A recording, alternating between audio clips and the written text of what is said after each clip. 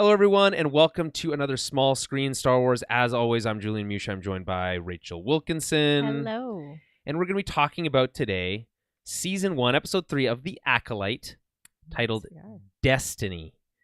This is the first single episode after the 2-episode premiere, directed by I thought this was interesting. One word. Yeah. A single name. A real Prince situation. Konganada is the name of the director. Obviously, still showrun by Leslie Headland. Right. I was mistaken last week. I said she directed all of them. That was wrong. I kind of felt like I knew that was wrong at the time, but it's wrong. So anyway, she's a writer, showrunner. This is also written by Jasmine Flournoy and Eileen Shim. Okay. So the logline is as follows.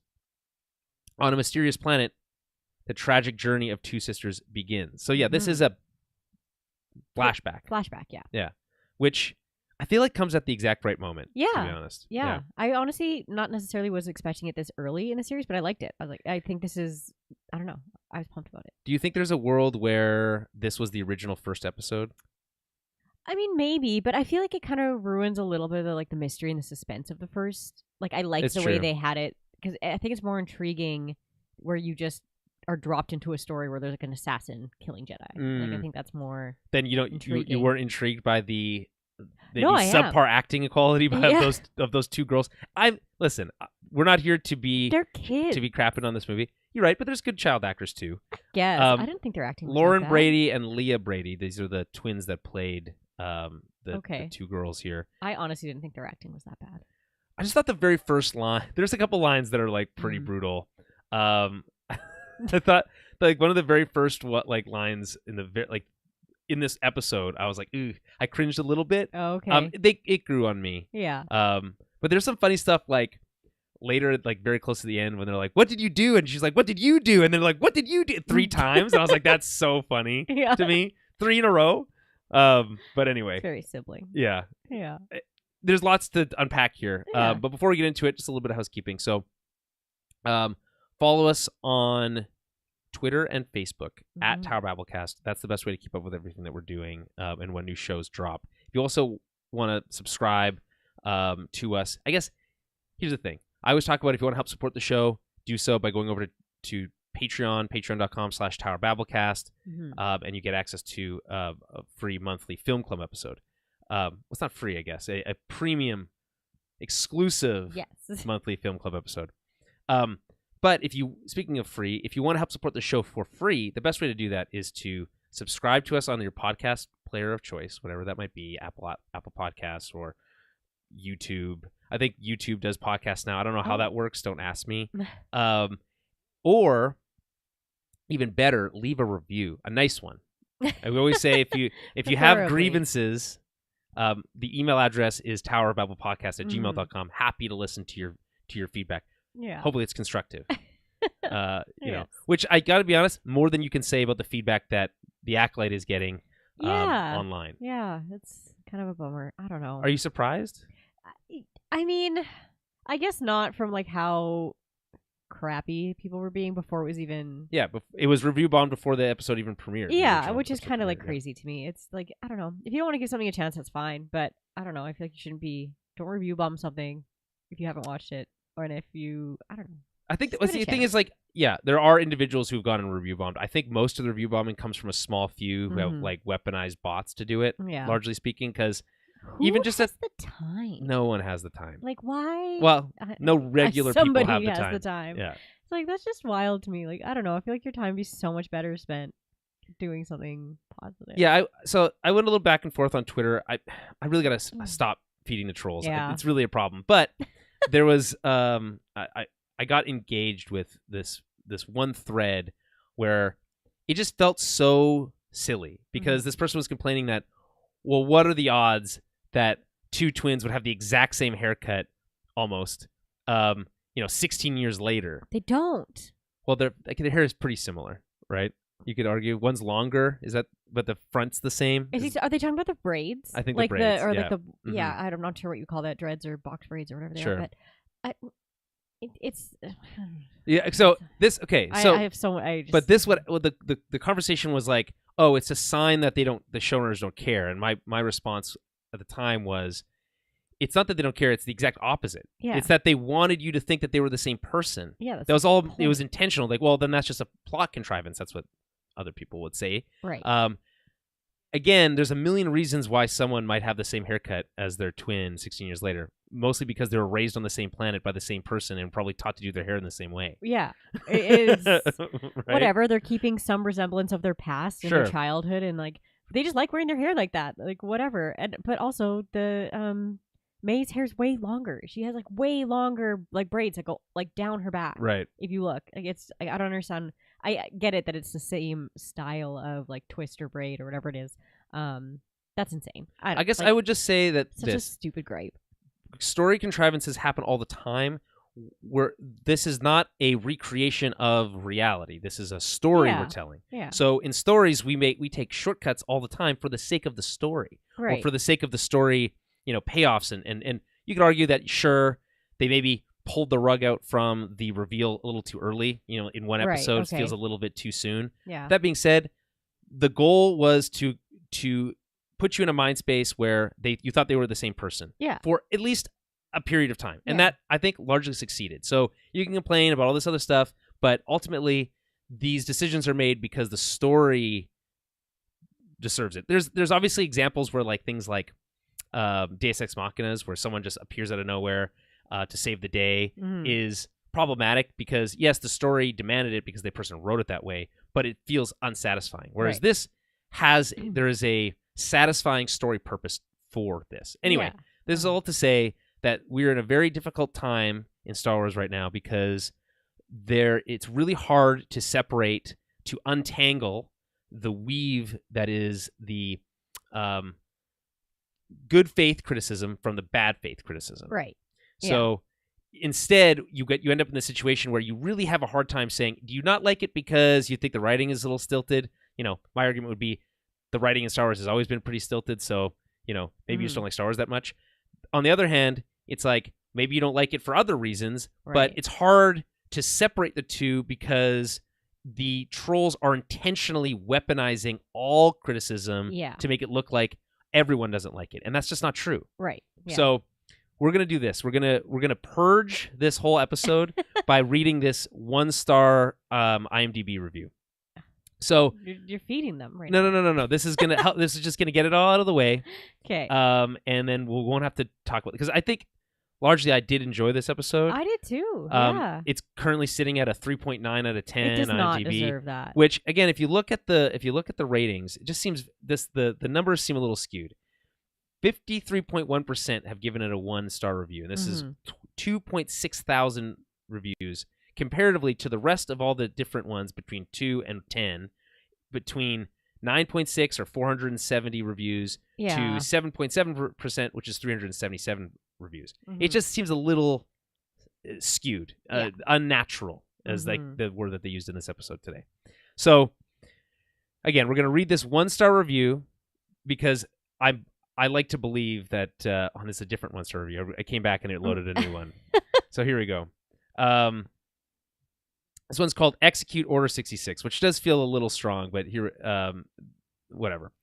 Through the years, I've been the biggest Star Wars supporter. This is from The Last Dawn 81. Almost to the point where I would go out of my way to find the good in everything they release. To be quite frank, I just sounded dumb. Okay,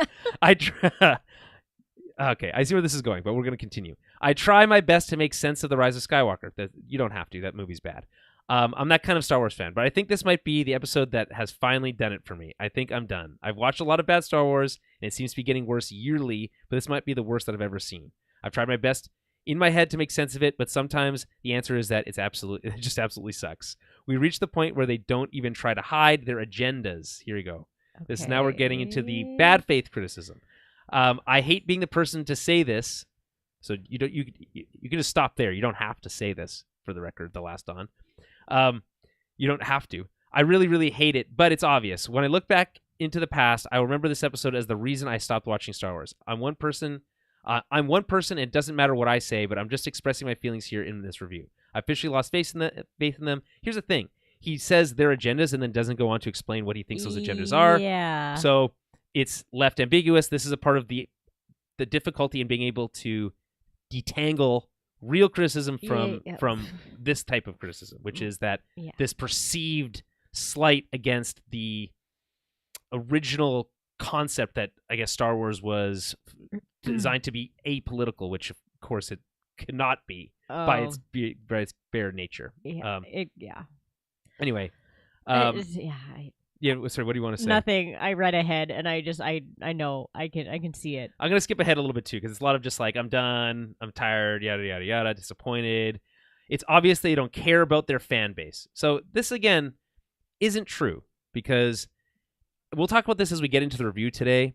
But there are so many threads, if you will, between the messaging of this episode and what it's trying to convey, and what the prequels were saying about the Jedi, or what the Last Jedi was saying. Not, God forbid I bring up that cursed title, which I love that movie, but it has a lot of the same. Maybe that's part of the reason why people are grappling with this in such a difficult way. They just don't like to see the Jedi cast in a negative light.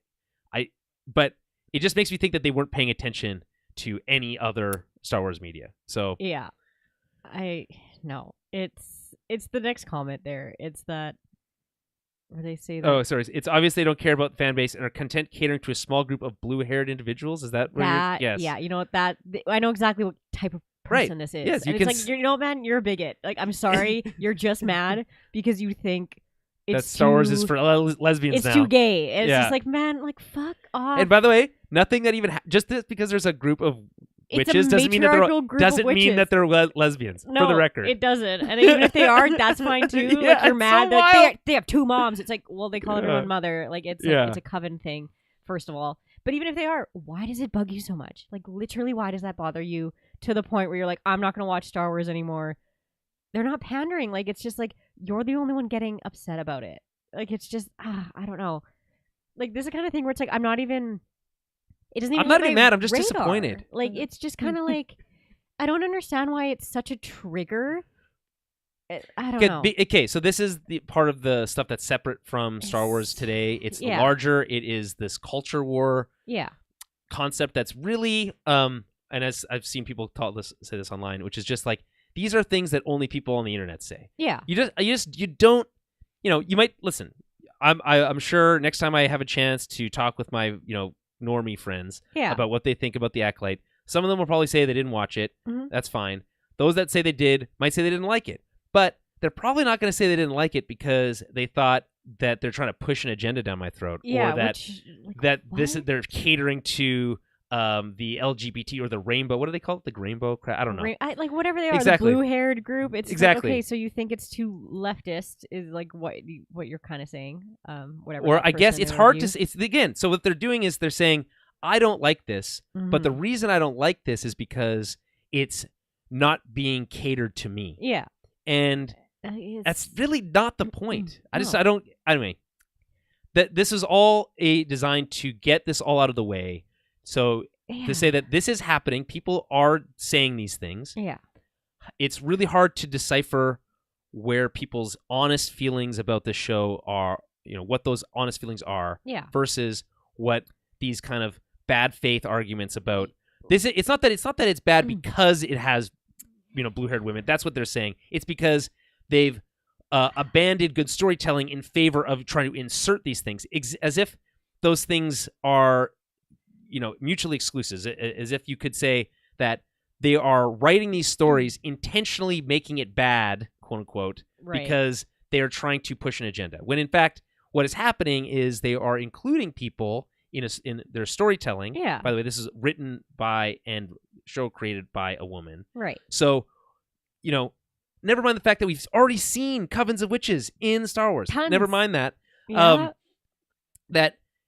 There's I just feel like people are confused. This is not why you're mad. You're mad about all sorts of other things, inflation, all this other stuff. Yeah. This is not no one's trying to make you gay by watching Star Wars. I like that kind of stuff. It's just drives me nuts. Central to the plot of the story. It's like it's not even like that review in particular is like it bothers me because like you're not even. He spends half his time just groaning. Yeah, you're not even mad about like the writing or the story or like anything. Like you're just mad about a set of characters and who their like parents are. Like that, you're mad that they're women. Okay, cool. Because like I guess that's not central to the story. We're inferring this because they refuse to be specific about the things. Well, of course, because they say you can't agendas and catering to blue-haired women. Yeah, and everything else is just I don't like this. It's just my opinion, but I don't like this. And it's like, well, you're wrapping up your opinion with the fact that you believe that there are agendas and that it's targeted to cater to blue-haired women. So we can only infer the spaces in between what you don't want to say. Yeah. And if you don't want to say it, just don't say it. Yeah. Like, I just, like, you know what I mean? Like, just don't say anything, you know? So I guess, anyway, it just frustrates me because as I was saying to Jeremy, who's, of course, the co-host of our main show, that I just don't get it. What do you want? Yeah. Right? Like, this is deep Force lore stuff.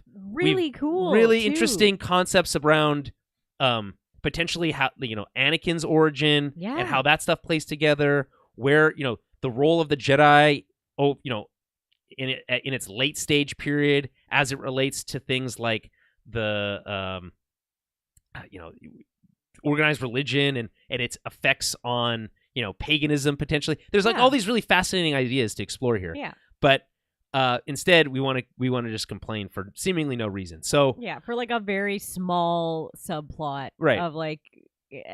And furthermore, the show is not over. This is episode 3. Mm-hmm. You're not going to get everything you want. This is an overarching theme. I beg you. I'm going to look you right in the camera here. We're live on YouTube and Twitch every Wednesday, 7:30, 8 o'clock Central, give or take. Divorce yourself from your expectations. What you want this to be does not have to be what it is. Take the show, meet it at its level, right? Again, that doesn't mean you have to like it. It just means like, hey, the show is trying to achieve these things. It's laying out its, its story in front of you. Is it the story you wanted? Maybe not. But that's not the point. That's not the show they made. No. So is it achieving what it's trying to set out to do? I think largely it is. Again, it's not perfect. There are some things, as we talked about last week. I think this episode actually does a lot better job of providing a better sense of place, for instance, than we saw in the last two. Right. But just meet the show at its own level. You seem to believe, and I'm speaking the royal you, those who are upset about what Disney Star Wars is, etc. That it isn't what you want. That they're not listening to the fans. Right. You know, the numbers say otherwise. First of all, the viewership numbers say otherwise. Yeah. Second of all, every Star Wars movie, the last major ones, made over $1 billion. Right? We haven't had one in a long time, and that's upsetting to me. But I would say Star Wars is trying a few new things, including this. This is something new. So you can't possibly expect to know what this is going to be and then be disappointed when it doesn't meet that. Right. It's not fair to the show. So, and it's not really fair to yourself because it doesn't really give you an opportunity to like it because you're going in and you're disappointed because it's like, well, they should have done this. Well, don't write the show. We say this sometimes. Yeah. Which I stole from another podcast I listened to. Yeah. From The Ringer. Don't write the show. Midnight Boys, great podcast. But that's enough. Anyway, that's enough. We've done enough of the preamble. Yeah, like it's I don't know. To me, I'm just disappointed in people. That's all. It's like, are you really like it upset? I don't know. Like it ruins it that much for you that. So like, if the gender of one of these mothers was switched to a man, was it like? What if it was a bunch of dudes and two twin dudes? And like, you'd be fine. Would that be better? Like I don't get it. Like it doesn't. Cool? It just seems exactly the same to me. Yeah, that's what I mean. It should be. It's just funny that as soon as it's like one thing is a little outside of like a heteronormative situation, that it's like, oh, it's an agenda. It's like, no, it's just like different characters and different stories and like a different But their sexuality is not even doesn't matter. It's not even brought up in it's this episode. Not. It's really not. It's not even. It's not even. Like, it's that's not what even. I mean. It's barely even hinted at. I would say it's not even a central story plot line, which is like why this is so crazy that people are that upset. It's about very. It's just very upsetting to me because I really like Star Wars. I want people to like it. I'm not saying you have to like everything. Again, no. But I just think you're not really giving it a fair shot. That seems to be my sentiment. And again, if you are review bombing it for the sake of just like trying to send a message, there's better ways. So here we go. Let's get into the breakdown because again, I think we liked it. So I did. Yeah. Let's start with that. We've done our negativity purge, and we are going to now talk about giving your overall feelings. Yeah. I 100% will. I thought this episode was really great and very cool. Like I think it's my favorite one so far. I mean, there's only 3, but it's giving us so much cool lore, and we're getting this whole like, man, covens of witches are always cool to me. It's spooky, it's neat. It's like it gives us that vibe of like, okay, are they that night musical sisters? with the Coven of Witches? Do you know what I'm talking about? Musical. Witches? I don't know. It's like I want to say it's called Wish or something like that. Are you talking about Wicked? Wicked. Yes. Isn't that just like Wizard of Oz? But I don't know. That's what I'm saying. But there's I just remember seeing the most recent thing I remember seeing about a Coven of Witches was the trailer for the musical Wicked. Yeah, Wicked is. I think it has to do with the Wizard of Oz. Okay. So believe. the Wicked Witch from the West. Yeah, it's like I don't know. I've never seen it. But and the other witch. Yeah. I was like, witches are cool. But anyways, I'm pumped about these witches. I love seeing different Force users, and these are Force users that feel like they're being either like not hunted by the Jedi. Well, they but do say hunted. They don't say by who, but it's presumed. Yeah, right. Like so we're like, okay, like we're in a time of like Jedi being like stifling another group's the way. Well, of using as the Mother Force. Anastasia says, it's not about power. It's not about good or bad. It's about power and who has the right to use it. Right, and which is very neat. And anytime like we've seen these matriarchal societies in Star Wars before, they're very cool. Just very recently in Tales of the Empire, we saw a very almost, you could almost argue that potentially one of these characters comes from that. We don't know. And like sect. To me, that's the Mountain Clan or Mountain something. Because they obviously use the Force in like a different way. It's not all ichor and green, and like they don't call it magics yet. But like I said, this could be a different group. This could be something similar. Right. But again, we're getting some really neat. It's expansion of the concept of around Force users in general. I think people think of the Force and they think of Jedi and think that's fair because that's what we've always gotten. So where we are now is a world where, okay, we're going to rewind the clock a little bit, and we're going to talk about what was life like and you can even rewind it further, and there's probably even more sects of Force users. And then I'm sure in fact, in the Screen Crush recap, they talk about the the open hand, something of the open hand. Oh, okay, yeah. From the High Republic books, which is another group of Force users that believed in hands off, don't use the Force. That to use it is to damage it, all this kind of stuff. Again, these different ideas and beliefs around this thing that we know exists, right? The Force, we've seen it in action, right? Right. So the thing that's unique between the Star Wars universe and our own world, where we have our own organized religions and a lot of them share similar beliefs, but bicker about small differences, right? Like Jewish people don't believe that Jesus was the savior, but Christian people do, and they still yet believe in the same stuff that the Jewish people do, just a little bit more. Yeah. So it's a weird, and obviously wars have been fought over these things, and a lot of people die. Yes. I think part of the message that they're trying to send with the show, by the way, is that this concept of organized religion around owning this belief is inherently bad and toxic and ultimately corrupting, as we know about the Jedi. So, in our world, the Force isn't real. No. People's beliefs in these religions are based purely in faith, right? Whereas in this world, the Force is real. So their beliefs in it are based around in faith, but it's interpretations of something that we have seen perceived from one perspective, and the Rashomon connection, which of course is the one of the more famous Akira Kurosawa movies about seeing events from different perspectives. Right. And we have to assume we're going to see the events of this episode take place from different perspectives as well. Yeah, there's definitely more to like what happened here. Yeah, right? because it's like there's like a lot of gaps. Yeah. But yeah, this was more like May's perspective, or no, Osha's perspective, but we're going to probably see May's at some point. Yeah, I mean, I think we have to. Yeah. I can't imagine we're going to have like another full episode of it. No, but no, it'll be. but I think we'll get the to missing see pieces. missing pieces. But yeah, no. I guess it's just fascinating to me to see how people come at the Force from different perspectives. Yeah. In that same vein. It's just very neat. And like we're even getting lines to like obviously like all of our good OG stuff. Like Anakin didn't have a father, neither do these girls. Right. Cool. These right. witches figured out how to do that too, the same way that people theorize In fact, that Plagueis did. Even better, they say one of my favorite lines from Star Wars, which is some may find it unnatural. Yeah. Yeah. Exactly. Like these are all like things we've always kind of wanted to know about, and it's like, okay, maybe we're gonna get little like blips here, like another instance of this happening, which is like kind of cool. So like, I mean, but maybe not. Maybe it's a red herring. Right. Maybe they're not like even close to this. Or thing, maybe but... exactly, but who knows? It's still fascinating. Yeah. Or is this a force? Are they a Force dyad? Yeah. In the same way, that Rey and Ben were. Yeah. Right. It's just which is also a fascinating concept that was poorly explored in a bad movie, but.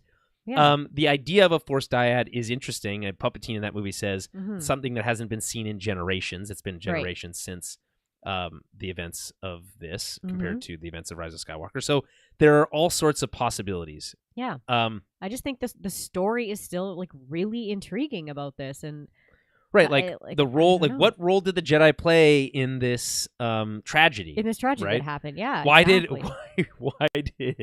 Torben drink poison and take a vow of silence for 10 years? Right.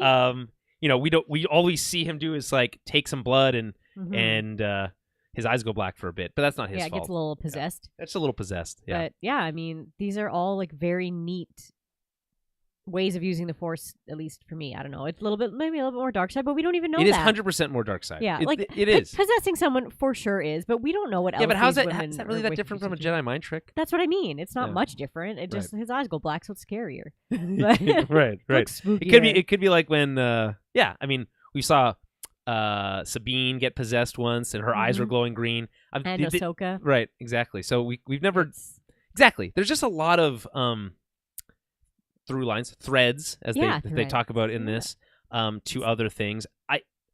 Ultimately, my takeaway for this episode is I thought it was refreshing to be in real world setting, right? So they actually were on a field somewhere, and you could tell. Yeah. The shots of these mountains looked compelling, and the fortress looked cool. The planet with the twin moons, which now ties into not only the title card, but also the concept of twins in general. It's really, I think that's cool.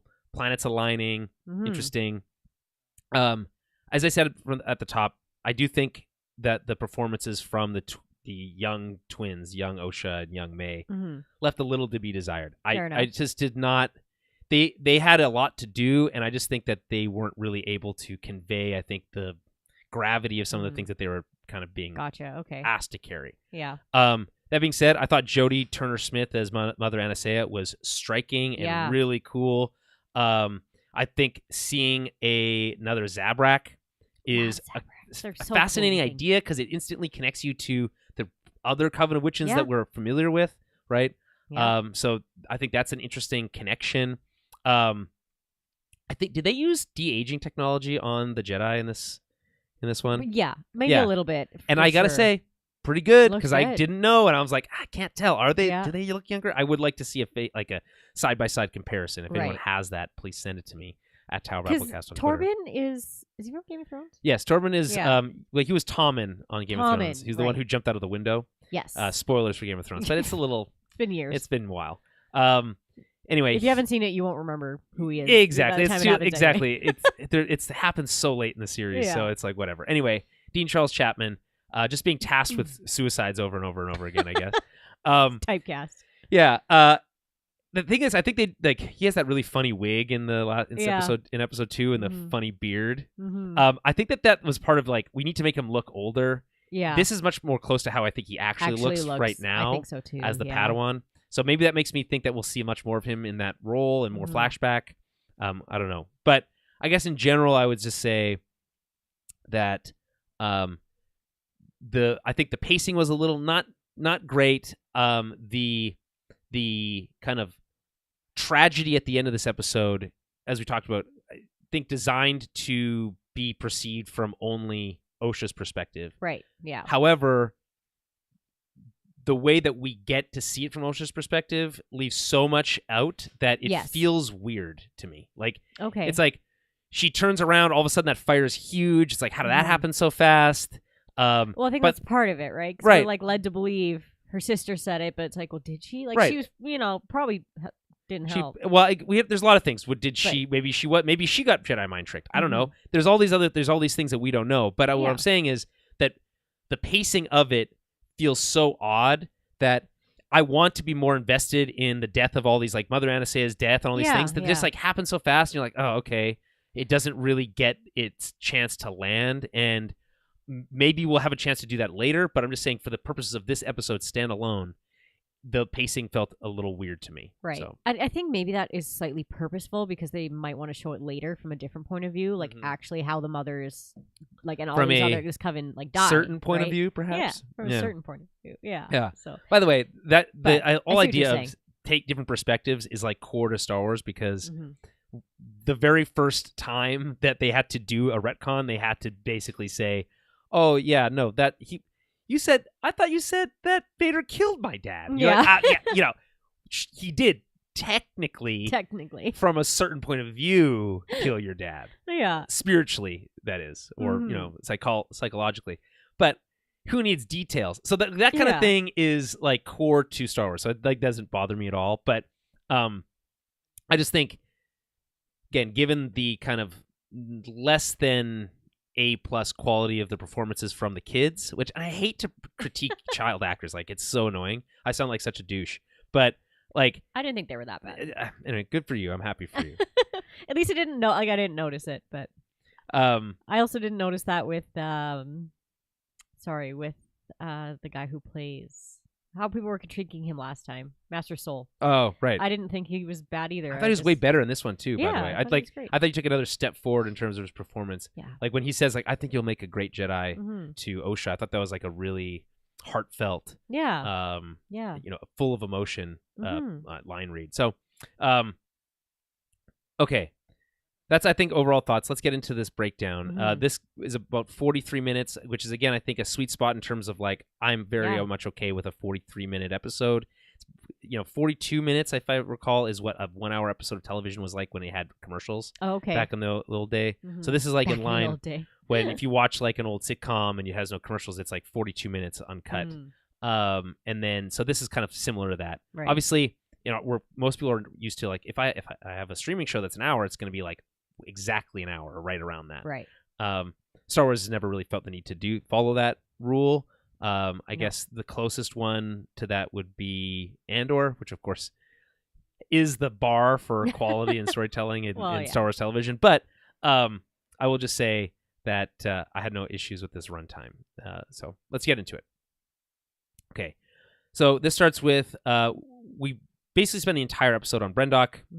We get the title card Brendok and 16 years earlier. So right away we put ourselves in a position we know where and when this is, and we've already been told what happens where and when this is. So I think personally I was expecting to see the fire at the end of this episode. The tragedy. Yeah. So that, and which is interesting. It's, we talked about the prequel effect. This is that same concept just shrunken into a single episode, right?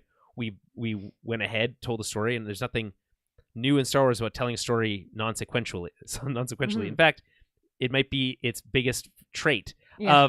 So we start, 16 years later, we get to introduce these characters. Then we're going to jump back and we know what to expect, but how does it happen? Let's find out. That's kind of the whole, point of this episode. I also respect that they spent the entire episode in flashback. I think that was also the right move. So opening shot is of a mountain and valley. Really, again, this looks like a real place. Probably is.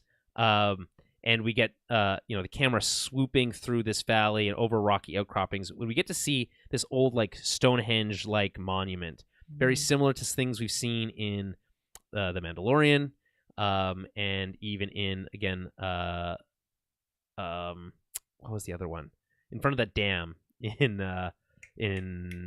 In Andor? Yeah. This like the second arc, and they remember their when they do the that ceremony. heist? Yeah, in episode 1 and 2 of that heist arc. Right. There's that like those locals all come to that one Stonehenge like thing.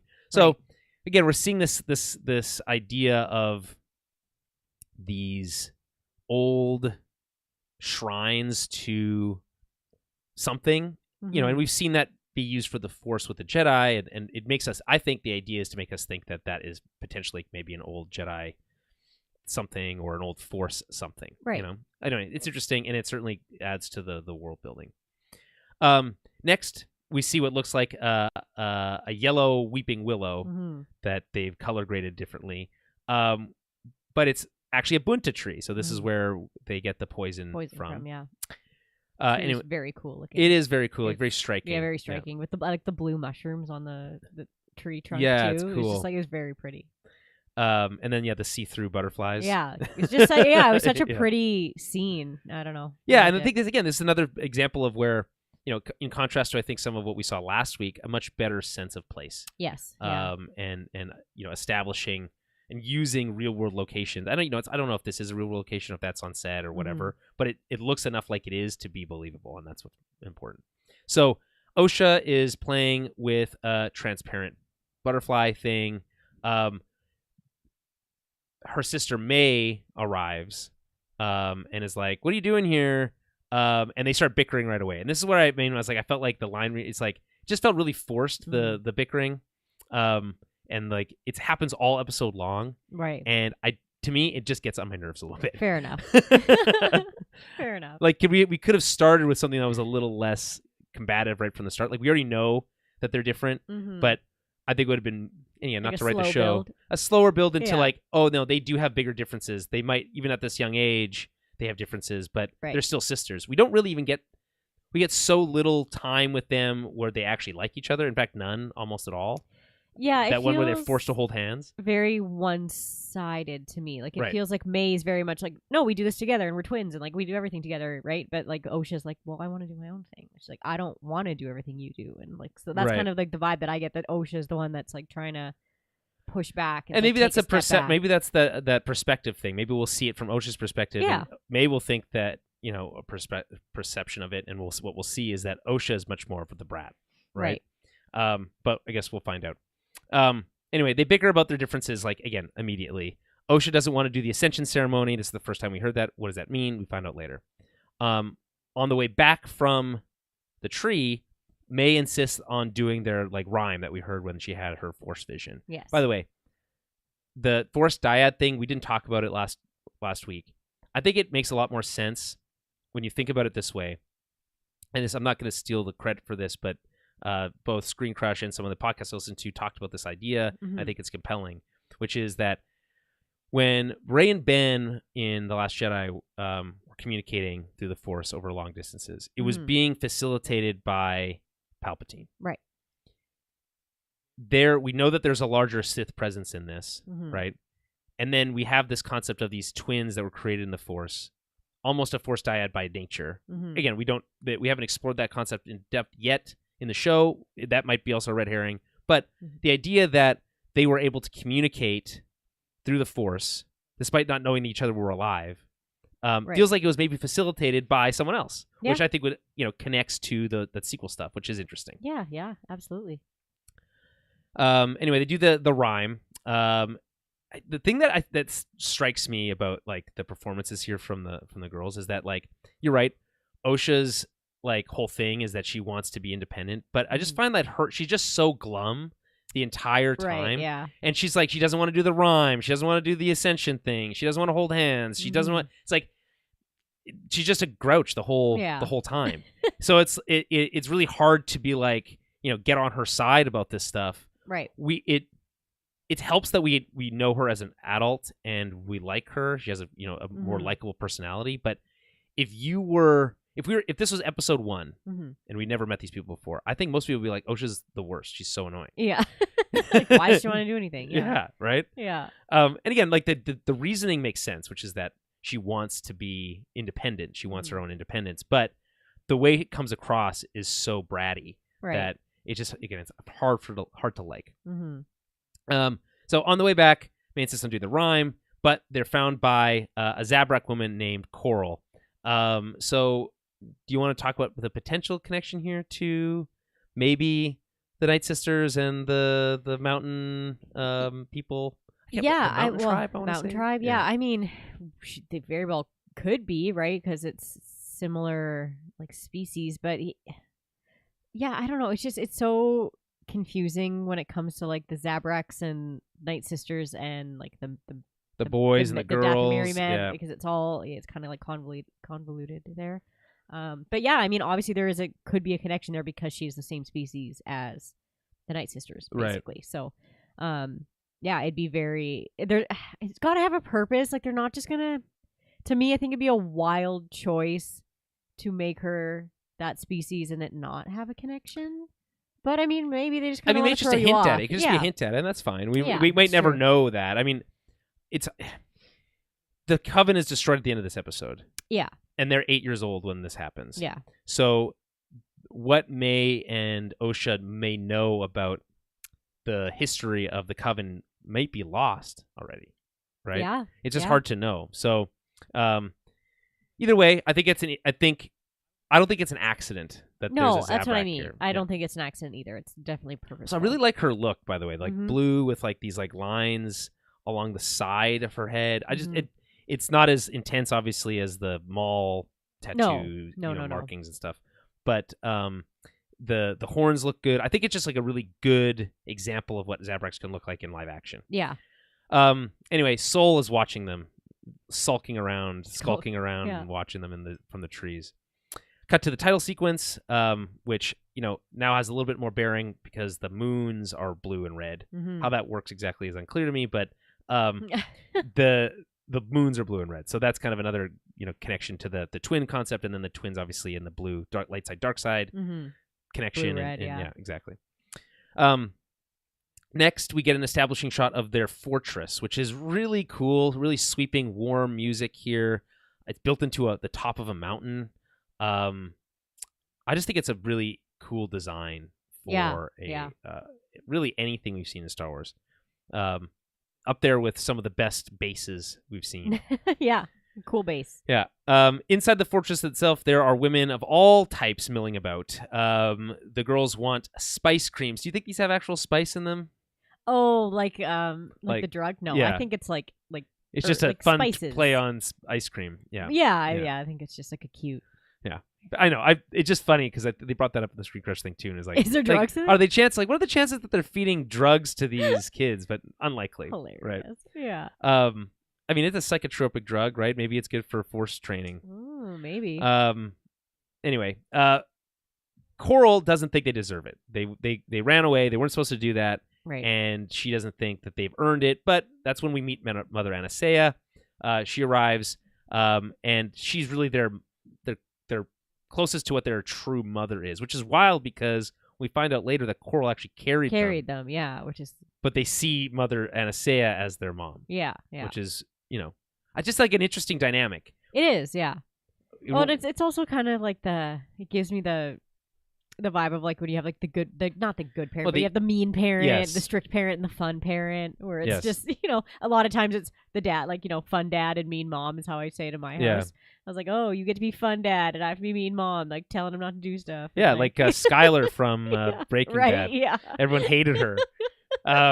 No, exactly. So it's like you have the fun parent that just like lets them do it once. Like they don't deserve ice cream. I watched the first 2 episodes of the 8 Simple Rules to Date My Teenage Daughter. Oh, I used to watch that show. Fun show, actually. It's just a little like it's of its time. Yes. Right? Yes. Which is fair enough. I'm not going to judge it for that. Yeah. But that show is like whole thing is about how he's trying to be more strict as a dad. Yeah. But is really bad at it. Yeah. And it's really funny. Gets walked all over. It's really funny. Yeah. It's a cute show. It's impressed how many jokes they cram into every episode. Right? It's like everybody has like a little snide, snarky line.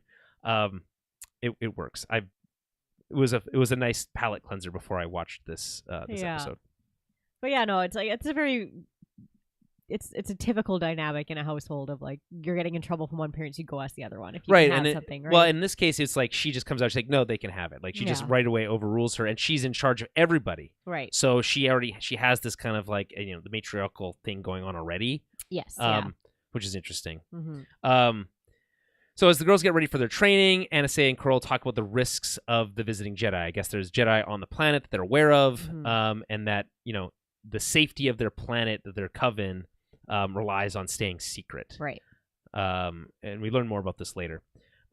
Coral is worried that Osha is being too reckless and that Anastasia is too lenient with them. Mm-hmm. Right. I'd like it, the response from Anastasia is interesting. She says Osha is just testing her boundaries. This is normal behavior for a child. Mm-hmm. Right. Which feels true to life in terms of like conversations a parent might have about something their kids did that was wrong but not super bad. Right. Yeah. But as Coral points out, the twins are not normal children. Mm-hmm. Right. So they need to be treated with special care. Right. I think this is a part of the reason that Osha's maybe feels the way that she does is because they're treated as so special all the time, but they are special, and she's not, it's not her. She's not special. Mm-hmm. They are special, and she wants her independence. I feel like it's also too like it seems to me like there's not a lot of kids around in this coven. Well, like they they're say the it only specifically. Ones. Yeah, like they're the only ones. It's like that's got to be lonely for kids, where there's only the two of them, but they're not allowed to actually like go and be kids. They're not allowed to go do what they want, right? It seems like the nightmare for a twin perspective. It's like you're already look exactly the same. Yeah. You have to do everything the same all the time, dress the same, and there is literally nobody else to be like independent with. And then, again, I don't have a twin, but I do have a brother and a sister, and so I know for a fact that those feelings are real. Yeah. But I've never been in this kind of this is an extreme example. Yeah. Well, and can you imagine like that as a kid, and then like also being like, oh, you can't have any friends because like there are no other kids around, and also you can't leave the house, and you just have to like be an adult and do what we say and whatever, right? So it's like they're obviously gonna feel a little trapped, like and then they're gonna lash out. Yeah. Naturally, they are a little young to be like having like the teenage style lashing out, but this is just kind of more of like growing up and understanding who you are as a person. Separate from your sister, separate from your mom. Exactly. Right? Anyway, there's an interesting, Mother Anastasia, she pauses and considers this kind of feedback she's getting from Coral. And, it's funny that Coral is like the tough one because it's like the Zabra actually think of them as like tough people. Tougher, yeah. So, yeah. So next we go to this training session. Mother Anastasia is talking about, this is really interesting. Everything that happens in this scene I think is fascinating. She talks about a thread woven through all existence, and she like pulls her hands apart like this. If you can see, if you're watching live, and you can see the Force, which we've never really seen before. Mm-hmm. We've seen magic, right? In like the green magic with the K, with the green in the animated series. And then we saw a version of it a little bit in Ahsoka, which is like a visual representation of the Force, but not really in the same way that when we think of the Force. When the Jedi use it, it's invisible. Right. And here there's this like tangible nature to it, which is really interesting. Yeah. Which makes you wonder, like, are the Jedi not taking full advantage of their connection to the Force? Are they partially blind to elements of it? Yeah. Like, why are they not able to visualize it in the same way? Right. I mean, well, when you think about it, there's even... with other Sith, right? Like we see the Emperor with his Force lightning too. So like he's obviously harnessing it in a different way than the Jedi do because the Jedi don't do that. Right. So I think it's got to have a little bit to do with maybe tapping into like what the Jedi think is dark the dark side magic. But again, maybe the Jedi matter of perspective. Like maybe they're being a little too uppity dogmatic about what is dark side and what is light side. 100%. Right? It seems that way. Yeah. So. The showrunner, Leslie Headland, talked about how she wants to tell the show from the Sith perspective. Yeah. You could argue that the first 2 episodes are not that, and I think that's true. They're not really. They're told mostly from Osha's perspective. Right. If that changes going forward, I think that and I'm certainly not the only one to have thought this, but it seems like the goal of what they're trying to achieve here is this idea of like, let's explore that idea. That line that Luke says in episode 8 about how the Jedi believed that without the Jedi there was no light, and that was hubris. Right? And that was this belief that they owned, controlled, or the representation of the light side of the Force is not true. They're just another faction, ultimately, right? Yeah. That got big enough and powerful enough and strong enough to kind of set these rules. To make these rules, yeah. But they are arbitrary, right? Yeah. The natural force of the universe cannot be controlled, right? And this is what she says here. She says, some call it a force and claim to use it, but we know the thread is not something you can wield. Yeah. So, this is this perspective on this new perspective on the Force that is different. Yeah. Which is like, again, we've seen the Jedi stuff for years. Yeah. That's the only version of that we know. That and the Sith, really. I mean, yeah. What is essentially a holy war. And now we get these other perspectives, and it's different but similar. It has these similar things. Like she says, pull the thread, change everything. It ties you to your destiny, which is interesting because it does. She talks about destiny later, about it being not controlled by the Force, but I guess tied to it still. I don't know how you make that distinction necessarily. Yeah. She says later, fate, right? She says that your destiny is not controlled by an anonymous force, so you get to decide. Yeah. But here she's saying that the thread, which is again their term for the Force here, ties you to your destiny. Right. So, but you can't wield it. I feel it's a little bit mixed messaging there. Yeah. To me, because it's like, okay, if you can't wield it, then you can't make a choice. Then the thread is controlling you. Right. But if you can make a choice, you can change things. You can, as you said, pull a thread. So I guess what she's saying is that there is a flow of this. I'm working this out in real time. Yeah, so please. It's like I said, it's your fate and it's your destiny. So it's like some people think that you're fated. You may have this. Well, fate and destiny, I think, are different. No, they're different. Yeah, but that's what I mean. Like you may have this point that you're supposed to hit. You're here on the thread. There's different ways to get there, and like if you do like deviate, like you can change your fate. Right. You can change. Your destiny, it takes right? right, exactly. It takes a lot. You have to choose to do it. And then follow a new thread again. Yeah, I don't know.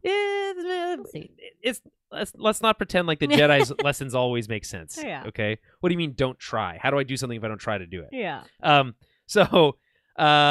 it binds you to others, which is again maybe another hint at the Force dyad concept here, right? But I also think of Obi-Wan in A New Hope talking about how the Force binds the universe together, right? It penetrates us and binds the universe together. Yes, yeah. And kind of the same idea here, using similar language, I think intentionally, right? Of course, yeah. Because it rhymes. Because it rhymes. Mother Nassea does a demonstration about the power of one, then the power of two. I was a little confused. We found out later that this whole power of many concept, but how did you interpret this like demonstration that she was doing here? What do you mean? I kind of like it's that they're stronger in numbers is kind of what I got. Like it's like if you're on your own and you're just using your own power, but if you're like if you're part of a coven, if you're part of a group, if you're part of a team, I get like that. You can pull the force from others to use that. It's greater than the sum of its parts. Yeah, I get that idea. What but in that demonstration, she's like the power of one, and then she pushes her back, and then she's the power of two, and then she pushes them back too. It's like, I don't understand. There's no you achieve the same thing both times. I just don't think it's a good demonstration of what she's trying to show. Enough, yeah. Anyway, this really annoyed me. By the way, was like this really contrived bickering that they're doing while this really cool demonstration's going on. Yeah. They're like pushing each other, and it's like the whole time, and no one says anything, no one notices, and it's like no one's scolding. I don't know. It's just, to me, the way that it's played out feels unnatural. Like that's not how they would be behaving. Yeah, like they're just like, right. It's kind of like the director's like, just like fight like how you would if your parents aren't watching. And then just like shoving each other back and forth. Saying, It just feels weird. I don't know. I don't have kids, so I can't. Maybe, and it's been a long time since I've been a kid, so it's hard to say. Maybe that is what people do.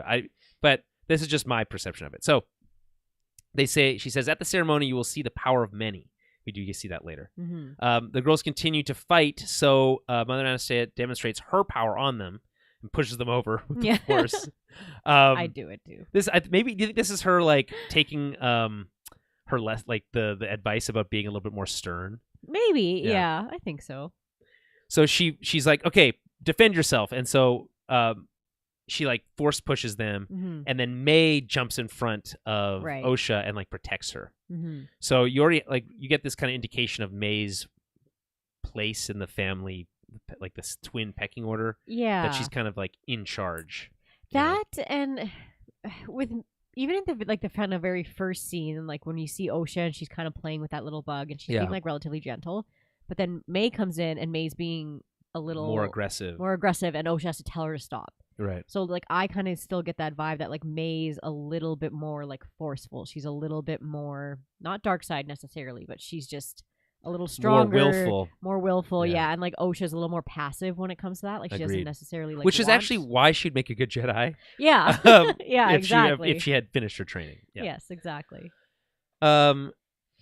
Anyway, Mother Anastasia, this is an interesting thing. I wanted to see what you think of this. Mother Anastasia hears a sound come from the reactor room, like their power chamber thing, which is next to their training room. This is not an example of a bad sense of place.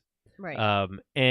So sends the girls to their rooms, but then she goes and checks what's going on. You hear this little zappy sound, and there doesn't seem to be anything wrong. What do you think the deal is there? I have no clue. And that's the other thing about like how the sense of place seems a little like that could have used a little bit more explanation of like what is that? Why? What's the deal? But it's there on purpose, which makes me think that like maybe we'll get to see the Jedi were spying on them during this whole process, right? Yeah. And that's like they made a sound, and she's like, "Oh crap, the Jedi are here." Just like she couldn't, maybe that kind of thing. But I have to assume we'll get more if we're gonna see these events play out from a different perspective, which I hope we do. That this scene will be explained because it's very weird. It is odd. Yeah, I kind of thought that too. I was like, "What was that? What's about? the point? Like, of what that? is that?" Yeah. Anyway, so back in their room, Mother Anastasia talks to Osha about her worries about the ceremony. She doesn't want to do the ascension, which is what makes them witches, I guess. They become witches when they do this ascension. And we don't really get a clear understanding of what that ascension actually entails. Like, other than getting a face tattoo. Getting a weird face tattoo. Yeah. But what does that mean? Yeah. How how is May different from Osha by having gone through it and her not having gone through it? Yeah, that's what I'm curious about too. Like if there is any difference other than just like if it's like just a vow, or if she have this like extra power. It does seem like there's more to it. It does. Right? It seems like there's more to She's it like, than just force stuff is like pushed into her. Yeah, exactly. It's like giving her more like power, making her more powerful. Somehow. Yeah, but again, it's not really explained why. We kind of just get the broad strokes. There is a ceremony. The ceremony happens, and you become a witch. Yeah. Okay. I do think it's kind of like wild that they're trying to like force Osha to do it. Like if she doesn't want to, like I don't know. Like, well, I think that's where Mother Anastasia tries to take a softer approach on this. I think there's a realization that she's like, she really should like I brought her into this world so that she could be a witch. Right. But if she really doesn't want to, I'm going to give her every possible opportunity to change her mind. Yeah. But if she keeps pressing on it, then I can't force her. Right. Right. Yeah. But I think, in her heart of hearts and Mother Anastasia's heart of hearts, she would prefer that she did that. Of course. Yeah. Right. This is funny. Not as a parent myself, but those who are, you being one of them, there does seem to be desire that your kids like the same stuff that you do. I mean, a little bit. Like, obviously, like, right now, because he doesn't have the say on things. Right, like, he doesn't get to choose. Yeah, he wears a little Yoda hat, and he wears Star Wars things, and, like, But as someone who is going to be a parent to a real... He's not a real person, but he's a baby right now. Yeah, it's not like he's chit-chatting about his perspective on the Force. When he has his own likes and dislikes, like, I'm going to listen to that. I'm not going to be like, you have to like Star Wars and you have to go play hockey. Like, that's not going to be us as parents. Like, we're going to let him like choose the only things he wants to do, because you see how it messes kids up to be forced into things that they don't like doing. I feel like we've literally seen that story told countless so times. many times about like people being pushed into stuff, and like even Harold and Kumar has that whole sequence about how he doesn't want to be a doctor. God damn it! Exactly. Like I remember like being forced to do stuff as a kid that like I didn't want to do, and it's like it wasn't about being like defiant and being like a shitty kid. It's like I just didn't like.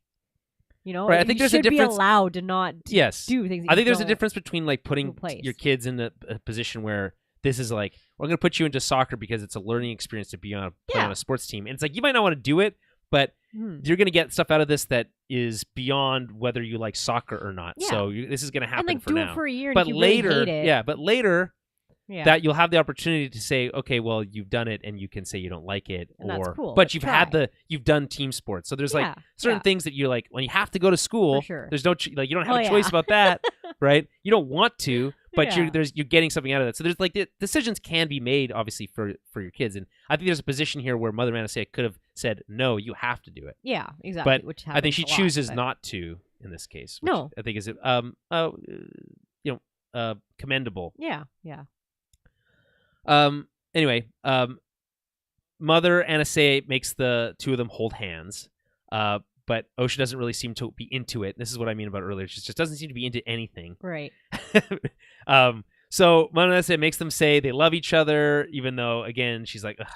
They're like the way she says that I promise later, I love you. It's like all just very forced. Yeah. Right. Yeah. So anyway, she says the ascension is about walking through fear.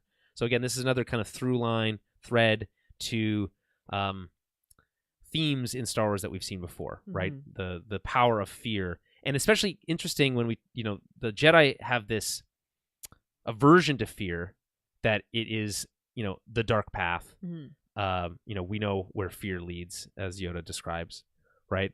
And we know how the Sith wield fear in a particular way. Yeah. But this is neither the Jedi nor the Sith, so their perspective on fear is also interesting. Yeah. But more in line with the Jedi than it is certainly with the Sith, because what she says is that it's about walking through fear, overcoming it. Yeah. Right. Sacrificing yourself, the power of many instead of the power of one. Right. They're talking about team sports. This is about understanding that there are forces larger than yourself, and that committing yourself to a coven is to tap into this larger. A sense of self that is larger group or whatever, a sense of community. Yeah, exactly. Like, because to me, or at least at this point right now, these witches in this coven, they don't necessarily give me like bad guy vibes yet. No, not really. So some little hints that like if we were watching the story from the Jedi's perspective, that they might look like bad guys. Yeah. They draw their weapons pretty easily, and they do chanting, which is usually bad sign. They're but chanting. They're chanting. Yeah. Is what I say about anytime I see people doing yoga and chanting. I'm like, ooh, those are bad people for sure. Yeah. I'm just kidding. Okay. So Mother Anastasia says that Osha may be mistaken because she's young and cautions her about the risks of the larger galaxy. You think you want to be a Jedi now, but you are special. I want you to stay special. She says you and your sister are special. I want you to stay special. So she's trying to protect their innocence to some degree. Right. She says that the larger galaxy is not kind to them, to people like them. Which again, it's hard to tell if she's talking about the Jedi here. It's just saying that like as a non-sanctioned Force user, people are going to be the Jedi will be after you, but also people get freaked out by people who have powers. Right. So keep that in mind. Like the X-Men. Exactly Like the X-Men. Yeah. This is like this exact conversation could be in X-Men 97. Yeah. It's just I think it's a truism. This idea that like you're a kid, you don't know what you want, right? And I think that's Osha's Mother Anastasia's initial reaction to this whole thing, which is like, yeah, I understand your feelings about these like independence and these other things, but that doesn't mean you have to be a Jedi, right? Right? There's the we are trying to protect you. Please respect that. I think she grows. The Mother Anastasia's arc here is that she comes to accept Osha's perspective. Yeah. Right. Anyway, elsewhere on the mountain, some of the witches perform some type of ceremony. It's a very short scene. I don't know what the hell's happening here either. Yeah. They're like standing in front of this hole, and they're all wearing robes, and then they say some stuff, and then we cut away. So if anyone has any idea what's going on there, that'd be helpful. I have no idea. Yeah. Osha and May are getting ready for the ceremony, and Osha is drawing something in her book. She's got this little triangle-shaped book. But she doesn't want to show May. May is frustrated that Osha is keeping this from her, thinking that they should share everything. Mm-hmm. But Osha wants independence, yes. right? This is kind of like the most compelling dynamic between the two of them, I think, expressed here, which is that, like, you have this belief about what our life should be. Yes. And because you believe that so much, you assume, again, it's brought back to episode 1, the Jedi have a dream that believe everyone should share. Right. Right. Yeah. In this case, May has a dream, and Mother Essay has a dream that she thinks Osha shares, but she doesn't. Mm-hmm. And so there is this natural, I know I have this, this desire to be a contrarian, mm-hmm. To say, because you want that for me, I now don't want that. Yeah. Specifically. I might have wanted it if you'd let me come to it on my own terms. So stubborn. Right? Yeah. If you had just given me the freedom to choose this on my own, I might have made that decision. But you wanting me to make that decision makes me want to do it less. Mm-hmm. Right? And I think there's a bit of contrarianism in her. Yeah, and I guess, like, I think May just doesn't understand it either. Like, to May, she's like, look, what do you mean you don't want to, like, why can't you show me what you're doing? Why can't What do you mean you don't want to be a witch? witch? Like, witches are the coolest. Yeah, like, she just doesn't get it. Like, why why Osha just doesn't want the same. Well, she even says, like, we're why? twins. She's like, we're why? Sisters. Yeah. She just asks why in this episode, right? In this scene, mm-hmm. right? So anyway, they fight some more. She says, because we're not the same. And she said, of course we are, right? They're mm-hmm. twins. So, it's interesting to see a twin who takes the perspective that, oh no, me and my twin are the same. Yeah. Because you see them both feel that sense of wanting independence. Yes. Right? Yeah. Because the samenism has been forced on them. Whereas May is embracing that, right? Whereas Osha's not. And again, it's cool. Have you ever seen that? I was like on TLC, and it's these twins, and they have to do everything Mary-Kate the and same. Ashley? It's not Mary-Kate and Ashley. I can't remember what their names, but like down to one of them had like a tooth that was rotting, so they both had to get the same tooth pulled out, even though the other twin's tooth was fine, because they were like, we can't be different. Oh, so they both felt that way? That's like crazy. They're like, we can't be different, down to like they date the same man. Like they're just like, yeah, they're a lucky guy, I guess. I mean, no, maybe not like, so wild. lucky because they sound like they're crazy.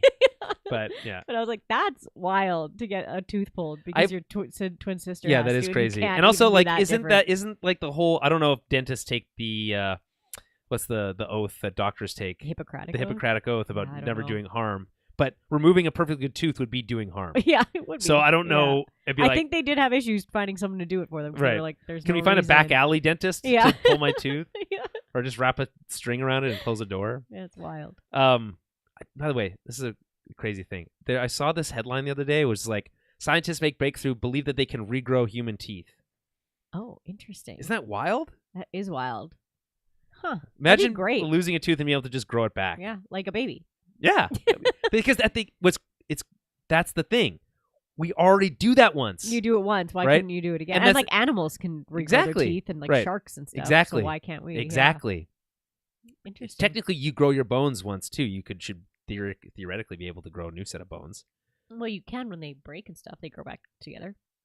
Well, they need a lot of like help. A lizard? Let's say like. Well, let's put it. Let's come back. Let's go one step further. Yeah. Let's say you grew your leg once. If you lost your leg, why couldn't you grow back your leg? Another one? Yeah, fair. Like a lizard. Like a lizard. Yeah. Yeah. I know. Or like Deadpool. Like Deadpool. When he's got that tiny little hand. Or Wolverine. Yeah. Yeah. Anyway. Yeah. This is where they say that they're the only children here. She says, we're not the same. Of course we are. It only feels that way because we're the only children here. Yeah. She has no perception of, which makes you wonder how Osha even got this perspective to begin with. Yeah. How does she know about the Jedi? How does she know about the rest of the galaxy and wanting to explore it? Yeah. Where did she get this sense of independence to begin with? I mean, maybe it's the nature nurture thing, but I bet like in one of her times that she like snuck away, she's maybe talked to one of these Jedi. Maybe. Yeah. Do you think Sol was pretending to meet her for the first time in that? Maybe, yeah. That's an interesting twist. I'd be interested in that. Yeah. May's response is, everything I need is here. Mm-hmm. Why would I want to go anywhere else? Everything I need is here. Right? There are people who feel that way, and that she's not wrong to have that perception. It's just No. wrong to force it on her sister. Of course, yeah. Anyway, that evening the ceremony commences. The witches are dressed in robes and doing funky hand movements / dances. Very concerning if you're a Jedi. Anyway, How dare those women dance? yeah. The chanting is so. I'll be honest. I did chuckle a little bit at the chanting of the power of one, the power of two, the power of many. Yeah. It's funny. Okay, I can laugh. We can all laugh. I don't know. Have you ever stuff. been to like a church service where people like Yes, talk I back? have, and it can be kind of uncomfortable if you're like not about that vibe or if Right. you haven't experienced it before. Yeah, no, that's fair. Yeah. Yeah. I also just thought like they'd have something more interesting to chant That's than fair, the yeah. same thing that we've heard repeated a bunch of times. Yeah. Like, okay. Anyway, they're really committed to that concept. Yeah. So Mother Anastasia arrives and she like walks through the group. I thought this is a really striking shot. Mm-hmm. The way it was lit, the bluish purple robes that they're all wearing, her robes, her cool nose ring that she's got going, her hair, everything about it she looked was like really her cool. glittery, like her robes Yes. had like they look like the night sky to them almost. Yeah. Like, they're And very cool. I just her whole look was really cool Yeah. in my opinion, and so really striking scene here. And so she arrives, walks through the people. Mother Anastasia talks about doing a ceremony that they have not done since their exile. So we get a little bit more hints at their backstory. Mhm. So that they've been persecuted and hunted because, quote, some would consider our powers dark and unnatural. Yeah. I think this is again not a coincidence. I think No. the famous opera scene Mhm. in Revenge of the Sith, Yeah.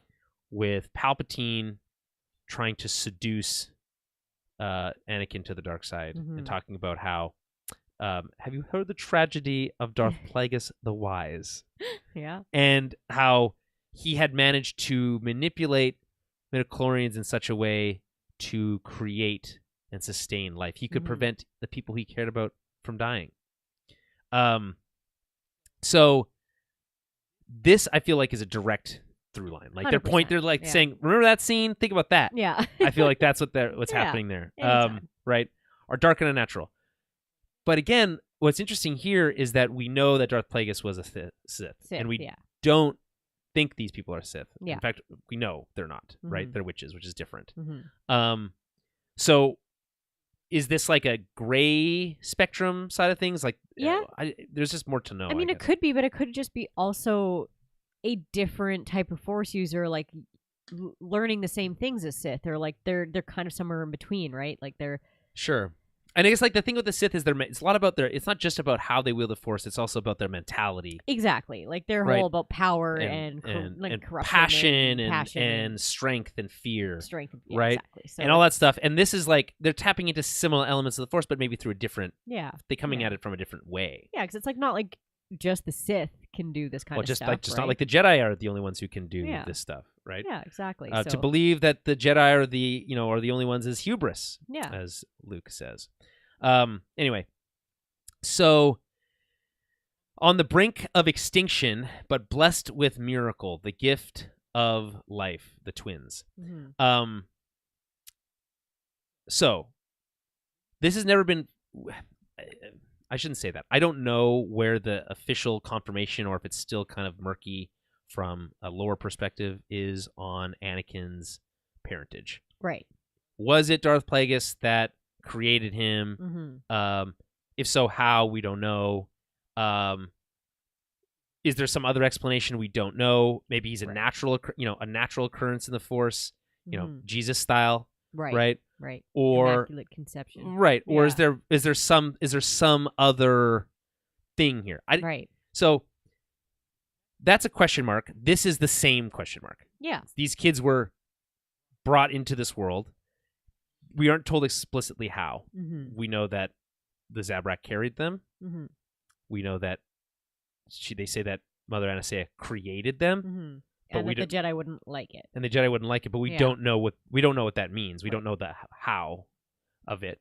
I will say this: I like the idea that Anakin wasn't the only one created Yeah. in that way. Yeah, and if it me was too. It's possible to be cool. done by the Sith, it could be done by other people who have similar understanding or depth in the Force. Yeah, absolutely. That to me, that's a very like neat thing. Like, of course, like why would it just be a Sith thing? Like, why couldn't somebody else can dabble in those darker areas? Why wouldn't they? Because the other one was for dudes and this one's for chicks. Yeah. Get out of here, chicks having kids without dudes. Yeah. Yeah. Exactly. Can't have that. Yeah.